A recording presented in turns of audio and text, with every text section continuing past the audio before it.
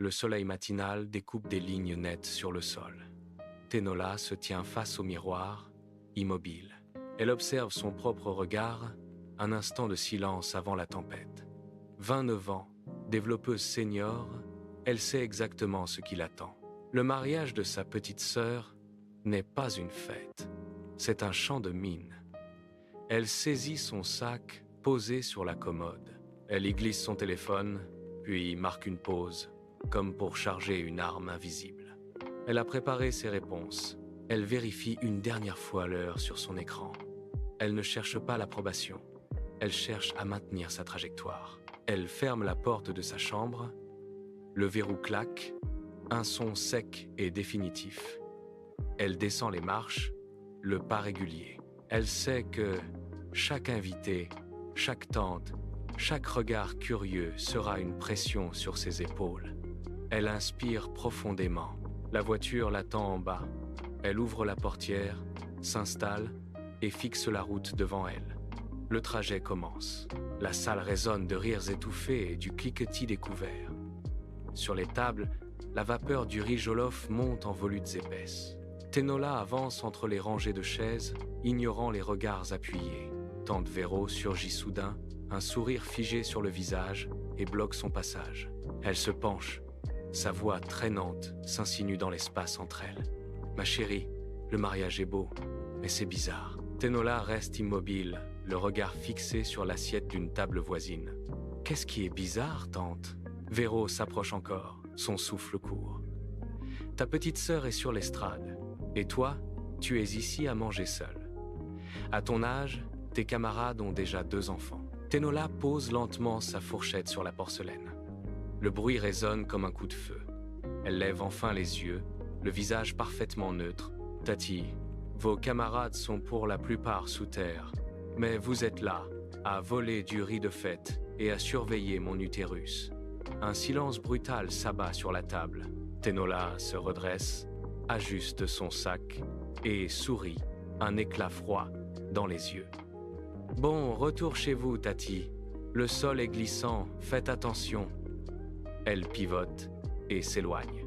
Le calme de la voiture ne dure pas. Chez sa mère, l'air est lourd, saturé d'une tension électrique. « Tu as humilié ta tante devant tout le monde !» hurle-t-elle en pointant un doigt accusateur vers Tenola. Tenola ne recule pas. Elle pose ses clés sur la console, un geste lent, délibéré. Maman, elle a été mariée 3 fois et 3 fois divorcée. Elle est la dernière personne habilitée à parler de mariage. Sa mère s'approche, suppliante, les yeux humides. Le temps passe, Tola. Pense à t'installer, à construire quelque chose de stable. Ces mots sont le déclic. Tenola sent une barrière céder en elle. Elle ne veut plus de ce contrôle. J'en ai assez que tout le monde ait un avis sur ma vie. Je ne resterai pas ici à subir vos jugements. Elle se dirige vers sa chambre. Ses pas frappent le sol avec une régularité mécanique. Elle commence à vider ses tiroirs. Le lendemain, Tenola se tient devant une grille en fer forgé, le dossier sous le bras. Le propriétaire l'observe, les mains croisées derrière le dos. Une femme seule? Non. Vous allez ramener des hommes et salir ma réputation. Tenola serre les dents. L'incrédulité se lit sur ses traits. Elle sort son relevé bancaire, le déplie brusquement sous ses yeux. Je suis développeuse senior. Je gagne plus que 3 hommes mariés réunis. Mon loyer est payé pour 2 ans d'avance. Le propriétaire ne regarde même pas le papier. Il pointe la sortie avec un geste sec. Allez chercher votre mari. Je ne loue qu'aux familles. Elle tourne les talons, le cœur battant de rage. Elle enchaîne les visites. Partout, le même scénario se répète. Pas de célibataire ici, mademoiselle. Une femme âgée lui barre le passage en croisant les bras. Vous n'avez pas de bague au doigt. Vous n'avez pas votre place ici. À chaque refus, le constat devient plus amer. Elle s'arrête au coin d'une rue, fixant le vide. Le système ne voit pas une locataire solvable. Il ne voit qu'une anomalie sociale. Tenola s'effondre sur le canapé de Zuri, les mains crispées sur son sac. 4 appartements, 4 refus. Ils veulent tous un mari comme si c'était un accessoire de cuisine. Zuri pose son verre, le regard vif. Si le système exige une illusion, Donne-lui une illusion. Emprunte un ami.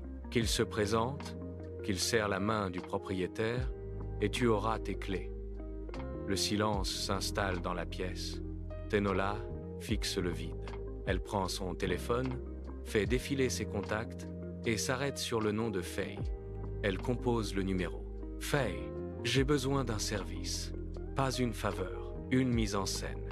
Elle explique le plan, sa voix est tranchante. Le lendemain, Tenola prépare le terrain.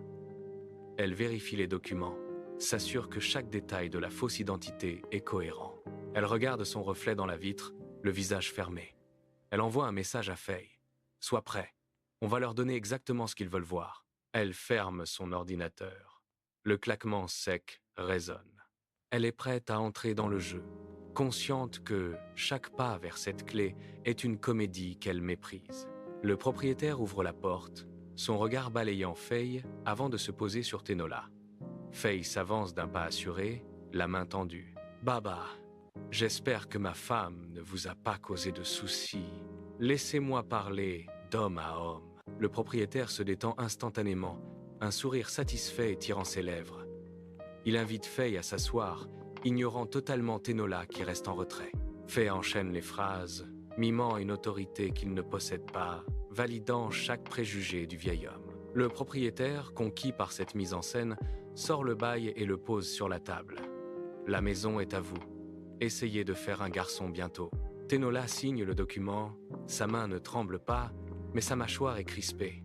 Elle sent le papier sous ses doigts, un contrat obtenu par le mensonge. Faye lui adresse un clin d'œil, fier de sa prestation. Tenola se tourne vers le propriétaire, un sourire figé sur les lèvres, et murmure « Je vais vous donner une migraine d'abord. » Elle récupère les clés, le métal froid contre sa paume. Elle sort dans la rue. L'air frais lui fouette le visage. Elle a gagné, mais le goût est amer. Tenola dépose ses cartons sur le sol. Le silence de l'appartement est enfin total, une victoire chèrement payée par le mensonge. Elle s'apprête à savourer cette solitude quand son téléphone vibre violemment sur la table. Le nom de Jenny s'affiche. Elle décroche. Aussitôt, des sanglots saccadés déchirent l'air. « Ça me traite comme une bonne, Tenola. Il refuse de me donner de l'argent pour mes besoins. Il dit que je suis un fardeau. » Les mots tombent. Brut. Tenola se fige, le regard fixé sur le balcon vide. 6 mois plus tôt, à cet endroit précis, elle avait supplié Jenny de ne pas se précipiter. Jenny l'avait alors traitée de jalouse, aveuglée par l'éclat illusoire de son mariage. Aujourd'hui, la réalité frappe avec une précision chirurgicale. Tenola serre le téléphone, ses phalanges blanchissent. Elle entend les bruits de fond, les ordres aboyés par Sun, à l'autre bout de la ligne. « Tu m'as traité de jalouse, Jenny », dit-elle d'une voix basse, sans colère, mais chargée d'une lucidité glaciale. « Mais je t'enverrai l'argent. Tu es ma sœur. » Elle raccroche. Le silence revient, mais il n'est plus synonyme de paix. Il est devenu le témoin d'une guerre qui ne fait que commencer. Un bruit sourd ébranle la porte d'entrée. Elle cède sous la poussée. La mère de Tenola s'engouffre dans le salon, se laisse tomber lourdement sur le carrelage et commence à se rouler au sol, les mains battant le parquet dans un rythme frénétique. « Ma fille aînée devient propriétaire au lieu d'être épouse. Tu veux me tuer ?» Ses cris résonnent contre les murs nus. Tenola ne quitte pas son écran des yeux. Ses doigts continuent de pianoter sur le clavier, une cadence régulière qui ignore le chaos au sol. « Maman, j'ai une réunion dans 10 minutes. Il y a de l'eau fraîche dans le frigo si tu as besoin de te calmer. » La mère hurle plus fort, ses jambes battant le sol. « Tu m'abandonnes pendant que je suis par terre. Tu n'as aucun cœur. » Tenola se lève enfin, lisse son pantalon d'un geste sec et se dirige vers la porte. « Tu es déjà par terre, maman. Tu ne peux pas tomber plus bas. » Elle referme la porte, laissant les sanglots étouffés derrière elle. Le verrou claque. Le silence est une frontière infranchissable. Le verrou claque une seconde fois, scellant l'appartement contre le monde extérieur. Tenola reste immobile dans l'entrée. Le silence n'est plus une absence, mais une matière dense qui remplit chaque recoin de la pièce. Elle inspire profondément, ses poumons se gonflant sans la moindre tension. Elle marche lentement vers la baie vitrée. Dehors, la ville s'agite. Une fourmilière de bruit et de compromis, mais ici, le temps lui appartient. Elle pose sa main sur le rebord froid de la fenêtre. Plus de reproches, plus de rôles imposés, plus de regards scrutateurs. Elle observe son reflet dans la vitre, non plus comme une silhouette à ajuster pour les autres, mais comme une femme ancrée. Elle se dirige vers son bureau, s'assoit et ouvre son ordinateur. Le curseur clignote, régulier, un battement de cœur numérique. Elle efface une notification, puis une autre, jusqu'à ce que l'écran soit vide, prête à accueillir ses propres projets. Elle se lève, va chercher un verre d'eau et le boit lentement, savourant chaque goutte dans le calme absolu. La porte est fermée, le passé est resté sur le palier. Pour la première fois, elle n'est pas en attente de validation. Elle est, tout simplement, chez elle. La lumière du soir baigne le salon. Elle sourit et se remet au travail.